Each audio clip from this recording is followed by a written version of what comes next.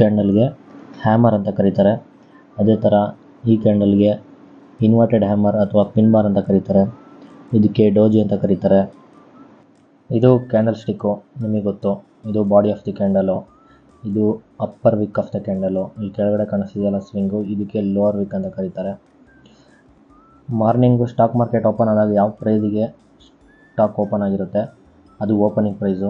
At the end of the day market close ಆಗಬೇಕಾದ್ರೆ opening ಪ್ರೈಸ್ಗಿನ್ನ stock price ಕಮ್ಮಿಲಿ close ಆದರೆ candle ರೆಡ್ಡಾಗಿ form ಆಗುತ್ತೆ. Price drop ಆಗುತ್ತಲ್ಲ, ಅದಕ್ಕೆ ರೆಡ್ಡಾಗಿ form ಆಗುತ್ತೆ. ಸೇಮ್ ಅದೇ ಥರ ಓಪನಿಂಗ್ ಪ್ರೈಸ್ಗಿನ್ನ ಮಾರ್ಕೆಟ್ ಕ್ಲೋಸ್ ಆಗೋ ಟೈಮಲ್ಲಿ ಸ್ಟಾಕು ಮೇಲೆ ಕ್ಲೋಸ್ ಆದರೆ, ಅಂದರೆ ಓಪನಿಂಗ್ ಪ್ರೈಸ್ಗಿನ್ನ ಸ್ಟಾಕ್ ಪ್ರೈಸ್ ಮೇಲೆ ಕ್ಲೋಸ್ ಆದರೆ ಕ್ಯಾಂಡಲು ಗ್ರೀನಾಗಿ ಫಾರ್ಮ್ ಆಗುತ್ತೆ.